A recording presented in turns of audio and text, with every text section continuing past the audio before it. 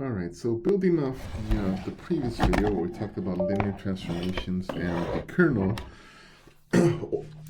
in terms of determining whether a linear transformation was injective. Now, as a result of that, we can establish a couple of theorems and properties, really, of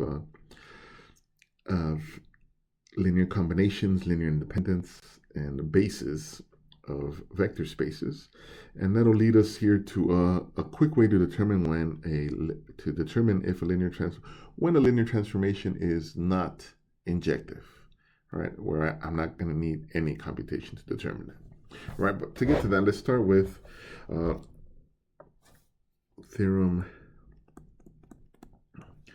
ILTI. So this establishes a relationship between injective linear transformation and linear independence, right? So what this states is that, let's say we have a linear transformation from U vector space to V vector space, and it is injective, right? And injective. So I know that that is the case. Okay, so T U of V injective, and I have a set in U is linearly independent in U. All right, if that's the case, then the linear transformation of those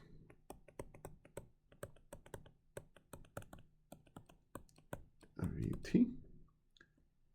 So this is our conclusion, right? Our hypothesis here is that we have a set of T vectors from the vector space U. The transformation of each one of those is linearly independent in V, right? So this structure of linear independence for injective linear transformations, it holds across vector spaces, right? As long, again, as I have a linear injective transformation. All right, so they preserve linear independence. Okay, so now the reason why this has to be true here is, well, if we think of just kind of a proof sketch here, let's say that we have a linear combination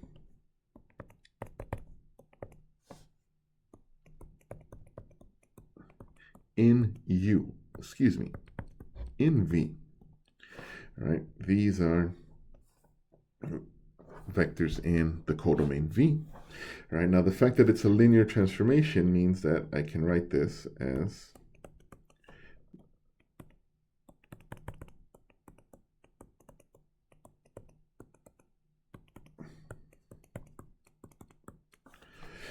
in this way, right?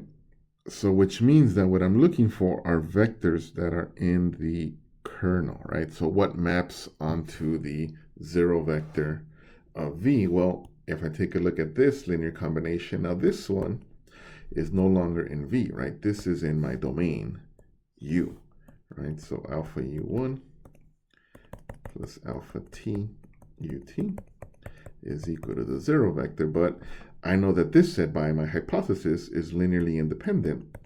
So that means that all of these can only be the zero, right? So it is linearly independent not only in the vector space U, but across the linear transformation in the vector space V, right? Again, as long as it is injective, right? The injectiveness comes into this conclusion here, right? Okay. Now, so we know it preserves linear independence. So along with that, that means that what also is going to be true here through theorem ILTB. So this has to do with injective linear transformations.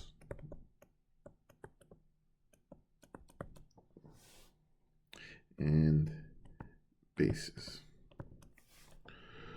Okay, and what this states is that suppose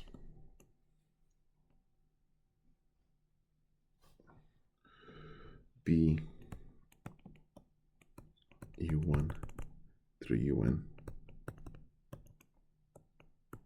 is a basis for U. Okay. Then T is injective.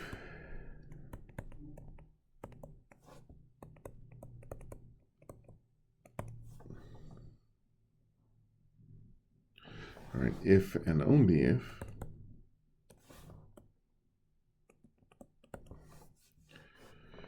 T of U1 through T of UN is linearly independent in V. All right. So now this combines here the kernel of an injective linear transformation along with the injective linear transformation and linear independence. All right. Now notice we do not require that the transformations be a basis for V. This is actually a different property called being surjective, which is not required here. Okay. So the direction here goes only in one way, this injective information here, where each vector in U gets mapped off to a vector in V, right? But that does not mean that every vector in V gets mapped, okay? So that's kind of here the distinction here, all right? So this brings up here a topic of like dimensions in terms of the domain and the codomain, right? Since we require it to be linearly independent in V, what this means is the conclusion of this, we think of theorem ILTD. Right. We have injective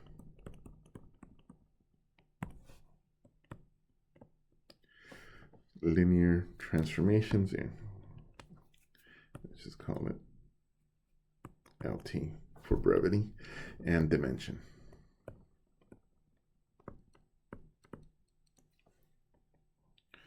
So what this states is that if T of U to V is injective, then the conclusion of that is the dimension of U must be less than or equal to the dimension of V. Okay. So here, what this states here, and again, this is the idea that I can map every vector, if it's injective, in U uniquely onto V, but this does not guarantee that every vector in V gets mapped. All right. Now, a way to think of this is, let's establish the linear transformation from R2 to R3. All right, so we can define this as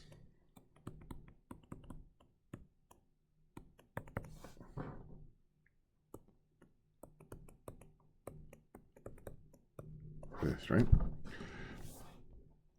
Okay, and we could see here that this will be injective, right? Every vector, and again, you can kind of set it equal to the zero vector and see the only way that would work is when x1 and x2 is the zero vector. All right, so it's a linear transformation and it will be injective here, all right, because every vector in R2 will get mapped onto R3 in this particular fashion, right? It would be in the XZ plane essentially, right? Because it's telling me I'll let the Y be to 0, all right? But now notice that we cannot go the other, and in this case, we could see the dimension of R2 is 2, dimension of R3 is 3, and 2 is indeed less than or equal to 3. Now, if you flip this around,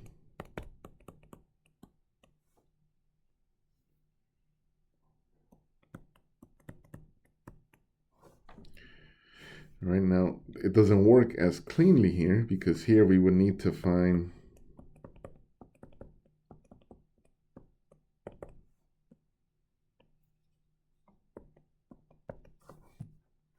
some linear transformation here. And no matter what I do, right? No matter what I do here, even if I have, like, let's say, I essentially ignore x3. Well, then that means that we have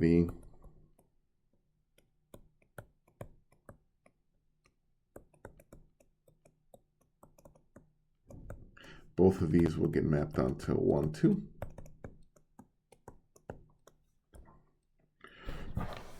Okay, so we have two vectors in the domain that map onto a vector in the codomain.